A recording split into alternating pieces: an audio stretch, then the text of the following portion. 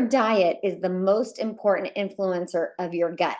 Food can be medicine or food can be poison.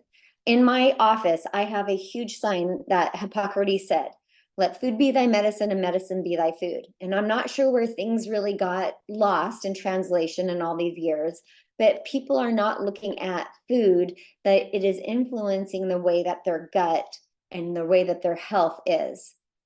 So here's kind of a great screen, because what we're truly talking about is nutrigenomics, using nutrition to help cell signaling and in turn helping turn on genes. Okay, so on the left, you can see how nutrition can lead to signaling molecules. Okay, that is what it is, information that is going into your body and telling your cells what's going on. That's cellular signaling, that's that cell communication. And then on the right-hand side, what you're seeing is gene activation can actually happen from that nutrition. When you eat an apple, I'm going to show this picture. It's in another slide. An apple does not come out the same way it went in. Think about what's happening. You are chewing, you are breaking it down. It is going through your gut. It is taken up into your bloodstream. It does not come out as an apple. So this information highway, we need to know what is going in and how is it coming out. So if you are my patient, I ask about what does your stool look like? What's going on? Because it gives a lot of information. We have so much noise happening right now. On the left-hand side, you see that chronic noise that is out there with fast food restaurants, even regular restaurants. They will write things up, hoping that you will eat more portion sizes. If you've heard the term ultra-processed foods, that's when you look at a label and you can't even pronunciate half of the words that are on there, and it takes up the entire side of the box. On the right-hand side, you are seeing nutrient dense, meaning they have a lot of good information in there. These are your whole fruits and vegetables. These are your meats. This is giving you adequate nutrition versus what is on the left.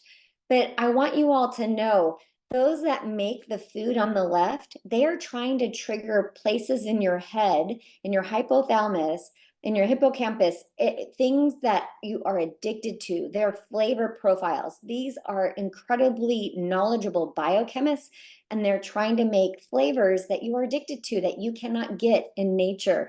And so when I get patients that tell me, I crave this stuff, I can't stop eating it, guess what? It's not your fault. And so what I love about the GLP-1 system, it's working on the gut and the brain to turn off those cell signaling that you are chronically hungry and that you are not satiated. So let's kind of get into more depth here. So as I mentioned, like, you eat an apple, it starts in the mouth, right? Well, there's that whole system, that whole track is there on the left, from your mouth all the way to your bottom. And there is a lining of a microbiome that is there, that is helping along the way digest your food, absorb your nutrients, tell those cell signaling, that's what's happening. Is this good? Is this bad? Do I make serotonin? Do I not make serotonin? Do I make hormones? Do I make inflammatory markers? All of this is happening with the food that we eat.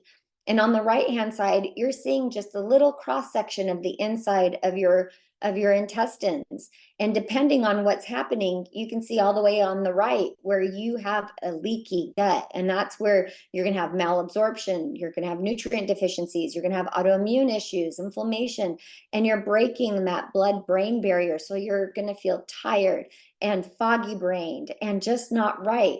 There's a communication that goes from your tummy all the way up to your brain. It's called the vagus nerve, and that is your gut-brain axis. So it's important for you to understand that, and to understand the first thing that I said, where food can be poison or can be healing, because this is what's happening here.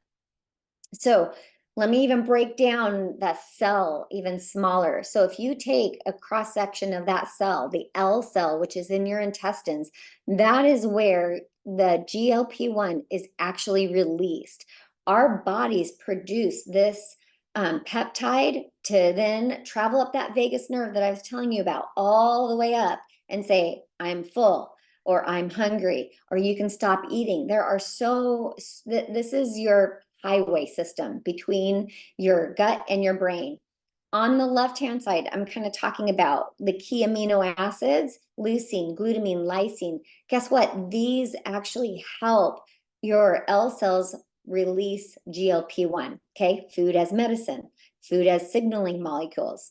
And so when your L cells secrete GLP-1 and PYY, that's another one. We won't go into that one. It's actually telling you I'm full. That's why you'll see that a key word there, anorexigenic. It means it's making you feel less hungry. So you've got these receptors in your brainstem, your hypothalamus, and your gut. They're working in conjunction, cell signaling. And so you're going to trigger a sense of fullness and satiety. You're going to actually help glucose homeostasis. So when you eat something, your liver is told, hey, you don't need to put out more sugar, more glucagon. You just ingested glucagon. And then your pancreas goes, hey, let's secrete insulin. We just got food. We need to then signal the small molecules to then get absorbed into the system. Then insulin and glucose meet up, especially in the muscles, and it's used as energy. When there's too much, then it's sent off and it's stored as fat and other things happen, okay? So you want this homeostasis to be happening, and that is really key. So did it not go? There it goes. So what are some natural ways? Remember, I told you I'm not going to always tell you about a pill or a powder. What are ways that we can naturally increase GLP-1? A healthy lifestyle. So the way that you sleep makes a difference. Having less stress, meditation, these are all ways that you are signaling to your body, you're helping your vagus nerve communicate.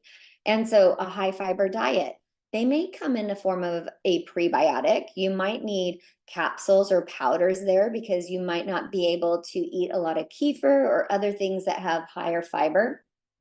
Plus, in this day and age, I'm noticing a lot of people needing to supplement with fiber because they're just not getting enough in, depending on where they live or what we've done to our food. Healthy fats like olives and avocados, guess what? They actually help your GLP-1 expression and support you. Probably, if your phone is anywhere near you right now, I swear you're going to get a ton of probiotics claiming that they increase GLP-1. And there's some truth to that, but there's a big balance to it. And it's because probiotics support that gut lining. You need a healthy probiotics and a microbiome. That's where all the magic is happening inside of your gut. And then I shared with you on the earlier slide, certain amino acids, they can trigger GLP-1 release. And so LifeVantage is coming out with a GLP-1 system. So I love it because it's take it to make it. So we are going to be activating GLP-1 from those L cells in order to help you feel full. And then let's go to this next slide because it's more than just diet and exercise to cause weight loss. There's a good balance that we need. We need to activate GLP-1 for so many other processes that happen inside of our body. And so this graph, I love, it's busy, but it just shows that it's more than just weight loss. GLP-1 is incredibly helpful for helping our brains work. It's helpful for that liver to reduce gluconeogenesis and to reduce a fatty liver.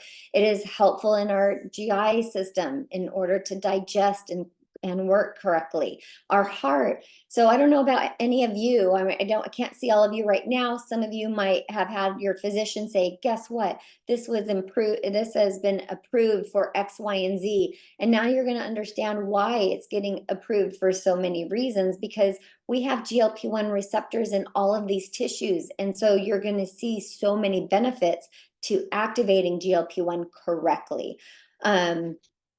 And so these are, I think, are the top things people need to know, because that first slide could get really busy. If you can just take this away, I will have done my job for tonight. And this is what I really want you to take a picture of and just think of the metabolic benefits from activating GLP.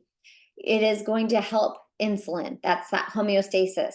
So what I did and what I do with my patients is, look, I put a glucose monitor on. There are so many different ones that you can wear. They're called CGMs, continuous glucose monitor. I'm not pre-diabetic. I am not a diabetic, but I wear these intermittently, and I'm wearing one now because I get to be on the test product, because I want to know what's happening when I eat something. How is my body responding to that nutrition? And it's been very eye-opening. I've done it several times. It helps me change the types of food and the food order that I do, because I want glucose homeostasis. Later in life, my family develops issues with blood sugar, and it's usually in their 60s, 70s, 80s. It's not early on. And I really believe it's that last line that you're seeing on my slide. B cell proliferation and apoptosis is not happening correctly. That's a fancy word of your pancreas pooping out and not secreting insulin like it should.